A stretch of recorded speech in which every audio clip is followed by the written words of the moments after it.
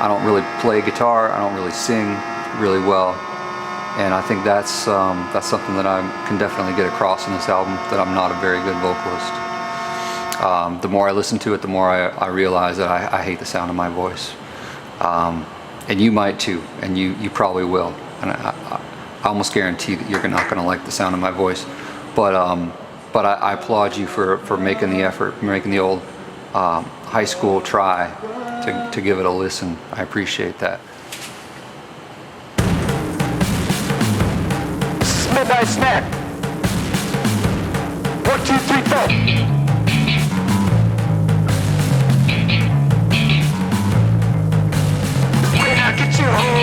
Gonna heat you up, gonna cook you in my pot, gonna steam you in my rice cooker, gonna get your ass, gonna get your ass, gonna get your ass, gotta get it off my chest. Oh, hey there, how's it going? This is Shimmering Cinnamon. We are here talking a little bit about this upcoming album here. It's called An Echo in the Dark. But yeah, you know, there's a lot better records out there. You can certainly spend your money elsewhere. This song is track 4 on the album. It's called Midnight Snack. And this track dates from 1995 and from a band that I was in called the Nuts. Yep, it was called the Nuts. FKNUTZ. Nuts. And we played together one time only. That band consisted of myself on vocals and my buddies Aaron Davis on drums, and my other friend BJ Moore also on drums. And if I remember correctly, we had a bass player by the name of Aaron Ripplinger. And I don't know how he got to play with us because we weren't real close friends with Aaron Ripplinger. But he showed up. Man, he turned out a couple solid bass lines.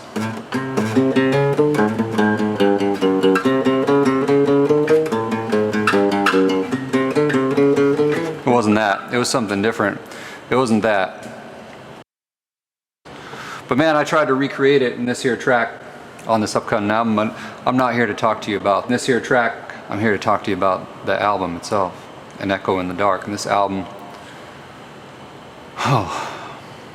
this album is a long time coming. This album started about 30 years ago. 30 years ago, in fact, this summer, 30 years ago, this summer, 1994, I got my first bass guitar.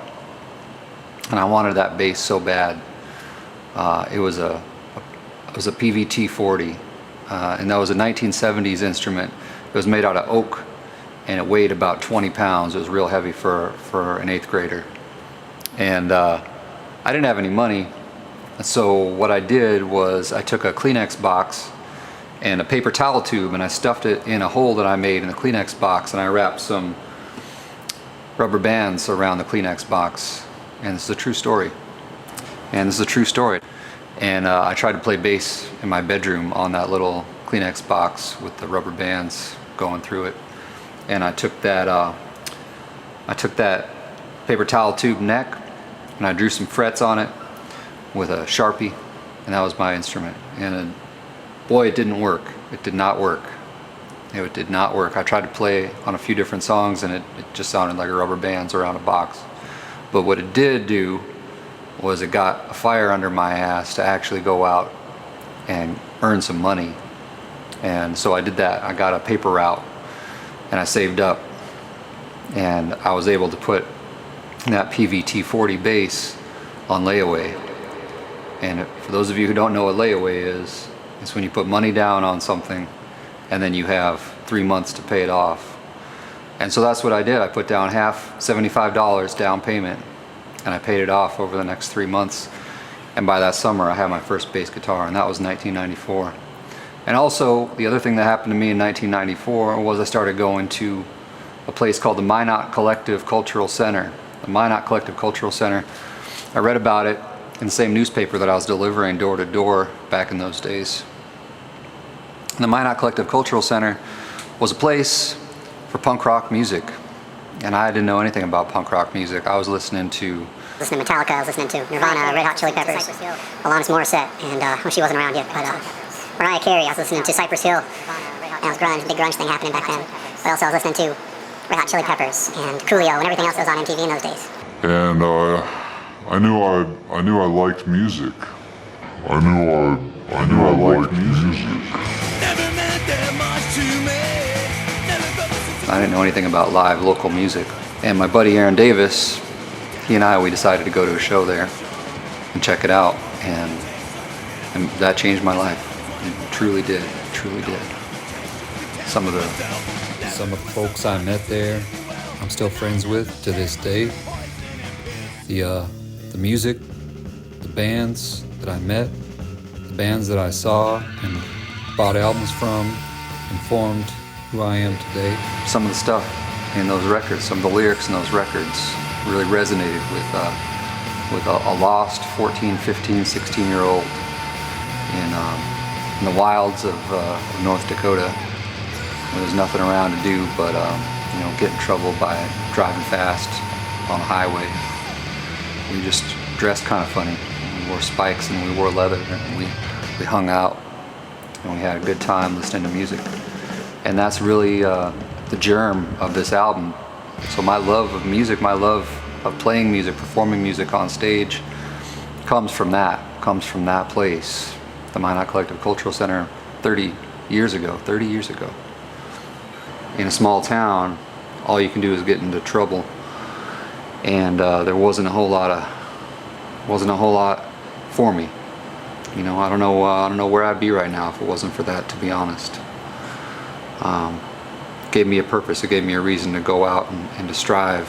I wanted to play. I wanted to be a performer. I wanted to be on stage and play a gig for people, because I saw what it was like to be on stage and what it felt like to be in the crowd when a song moved you in real life, not just on the radio. And so I created this album. It's called An Echo in the Dark, out of a love of that music.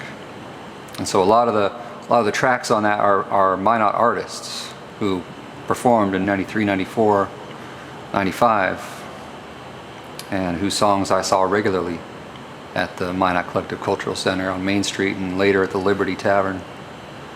I know there's a lot of records out there right now. There's a lot of really good records out there. This is not one of those. This is not one of those. But this is a record. It is a record that one can listen to, and it's out there. I played all the instruments myself. Played them poorly. I really enjoyed mixing the album. There are better albums out there, better mixed albums than this one for sure. There's not a whole lot of low end in this album, so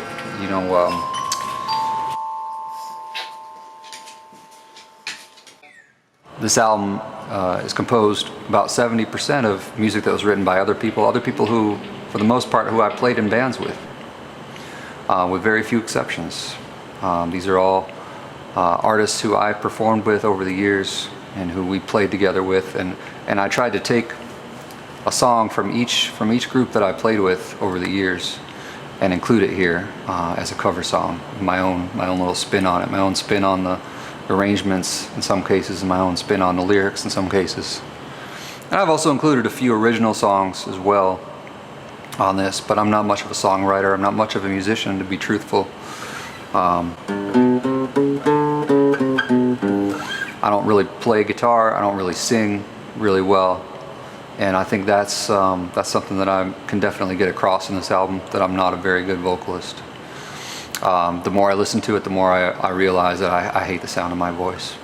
And you might too, and you probably will. And I almost guarantee that you're not going to like the sound of my voice. But I applaud you for making the effort, for making the old high school try to give it a listen. I appreciate that. That's why I went into playing bass. That's why I got that PVT 40 when I was 14, because as a bass player you don't have to sing. You just have to lay in the cut and make a groove. As a bass player, you don't have to sing. You can just lay in the cut and play a bass line. That's all you got to do, and that's all I tried to do for the past 30 years. I've been making my living being a bass player for 30 years, That's a lie. That's a lie. I've never been able to make ends meet as a musician, as you can tell, which is why I have a day job. I have a day job. Say hi, Churro. She's a good girl. She was here for most of the making of this album. She was there. You can even hear her on a couple tracks. You can hear her squeaking her toy on a couple tracks. You can hear her breathing into the microphone on a couple tracks. She's a real good girl. She's a good girl.